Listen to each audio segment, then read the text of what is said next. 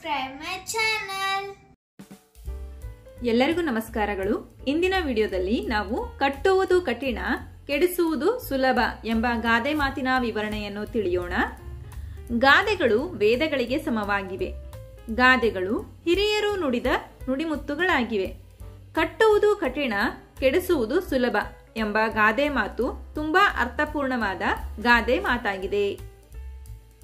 ಯಾವುದೇ ಕಟ್ಟಡ ಕಟ್ಟಲು, ಸಂಸ್ಥೆಯನ್ನು ಬೆಳೆಸಲು, ಜನರಲ್ಲಿ ಭಾವೈಕ್ಯತೆ ಮೂಡಿಸಲು, ದುಡಿದು ಹಣವನ್ನು ಗಳಿಸಲು ಶ್ರಮವಹಿಸಿ ಕೆಲಸ ಮಾಡಬೇಕಾಗುತ್ತದೆ.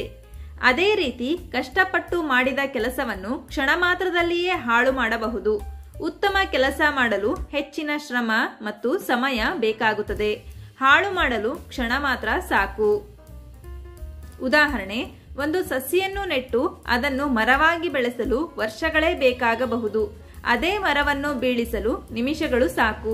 ಅದೇ ರೀತಿ ಕುಂಬಾರ ಒಂದು ಮಡಿಕೆಯನ್ನು ಮಾಡಲು ಹೆಚ್ಚು ಶ್ರಮ ವಹಿಸಿರುತ್ತಾನೆ. ಆದರೆ ಅದೇ ಮಡಿಕೆಯನ್ನು ಕ್ಷಣ ಮಾತ್ರದಲ್ಲಿಯೇ ಒಡೆಯಬಹುದು.